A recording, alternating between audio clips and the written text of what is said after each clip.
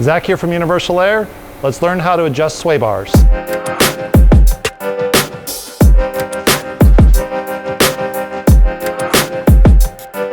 All right guys, today what I want to talk about is how to properly adjust your sway bars. It is a little confusing, especially if it's something you've never done before, so let's get right into it. Today we have my 2018 Model 3, and this has what I call a bonded sway bar. What that means is with the sway bar disconnected on there, on both sides, if you were to push down the sway bar, you feel restrictions, and then as soon as you let go, it comes back up. And the same thing when you pull it upwards, you let go, and it goes back down. At this height right here, the suspension is hanging all the way down. And if you look here, the sway bar end link can't physically go into the hole. Now this is an adjustable sway bar end link to where we're able to rotate this up and down the shock. And if you were to actually adjust it to where it would be able to go right in, what that'll do is when you go to lower your car down to your actual ride height, because this is fully drooped out on the suspension, you're going to be yanking up on that sway bar when you shouldn't be. The sway bar, when you're at normal ride height, should be natural. So that way there's no preload. And this has a lot of force in order to bring it up to that height. So what I like to do is I'll go ahead and compress the suspension up to where my ride height's going to be at. And then I will adjust this sway bar tab so that way this end link will go in and out of it real easily. So what we're going to do is bring it down until we get to our ride height. So with our ride height, compress up to our ride height, measure from our mark down to the center of the hub, right at 15 inches. That's what we measured before we lifted the car up. And what we want is we want the sway bar end link, without loading the bar at all, to just easily go in and out without moving the bushings down or up, because the pushes up and down, it does take quite a bit of force. So at this height right here, that means that when we're at our ride height, our sway bar is in its natural state. If it was being pulled up, that's going to basically be yanking the car down, and if it's pushed down, it's going to be pushing the car back up. So we want this at our ride height to be at a natural state. After we find our location where that needs to be, I'd measure from the top of this mount up to here to set this on the other side of the car.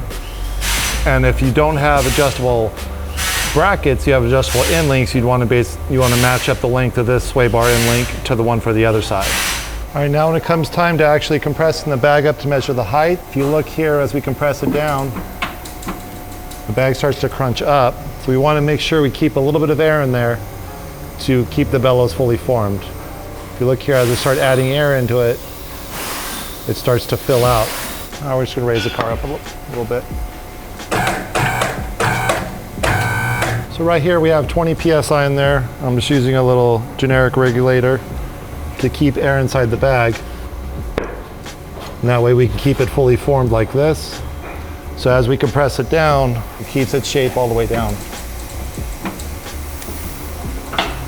And then since it is a relieving regulator, as that bag gets compressed, it's going to relieve the air out through there to maintain around that 20 PSI. So if we bring the bag down,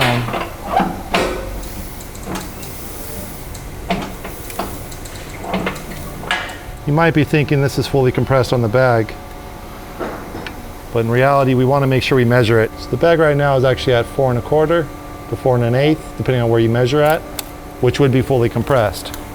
But if we raise it up, even there it looks like it's fully compressed still, but we're at 4 3/4. So then we go up a little bit more, still looks close to being compressed, and we're at about 5 inches. So the moral here is that you want to make sure that you fully compress it and measure it. Reason being is that these bags are designed to behave a certain way at different heights. The lower we go with it, the firmer it's going to ride to prevent you from bottoming out. And then the higher you are, since you have more up travel, it actually gives you a softer rate. So it's really critical to get the height set properly. So right here, we're fully bottomed out at 4 1/4 on the bottom side, 4 1/8 on the top. So after we get our suspension fully collapsed, we want to measure the overall tire height, and this one's right at 26.5. So we're going to use half that dimension from the center up to the inner fender well, which would be 13 1/4. And let's check it on the car. So with our overall tire height measured, we go all the way up to the top where it's going to hit the inner fender well. We come down to our hub and we're right at 13 1/4.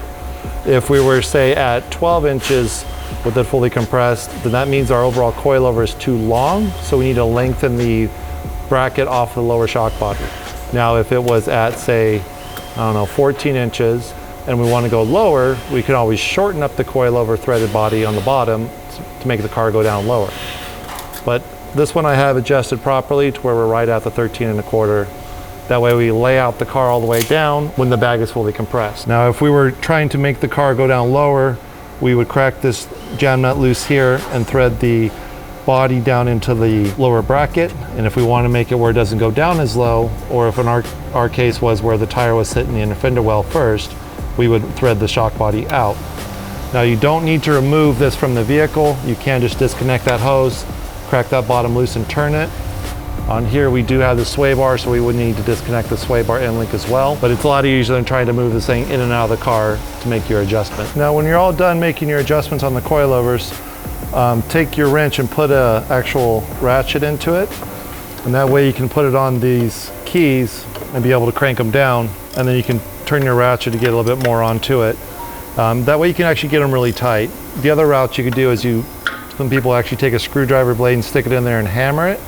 The downside with that is it does end up damaging these locking rings, whereas if you just do the ratchet to get a little extra leverage on this spanner wrench, you can get them plenty tight so they don't loosen up. Now, after you match up your Swaybar end links, when it comes time to locking down these bottom jam nuts, I prefer to rotate the shock so that way the Swaybar end seems straight with the wheel straight, so that way when it turns and this rotates on the steering axis, you won't end up binding up these ball joints on the end of the Swaybar end links. Now that we have the car back together, every time we mess with one of the fittings, you want to go ahead and spray them down with some soapy water.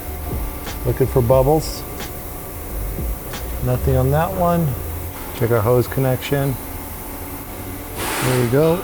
No leaks back there. Hope you found that information helpful. If you do, please like, comment down below if you have any questions or anything we can help with, and subscribe to see more. See you soon.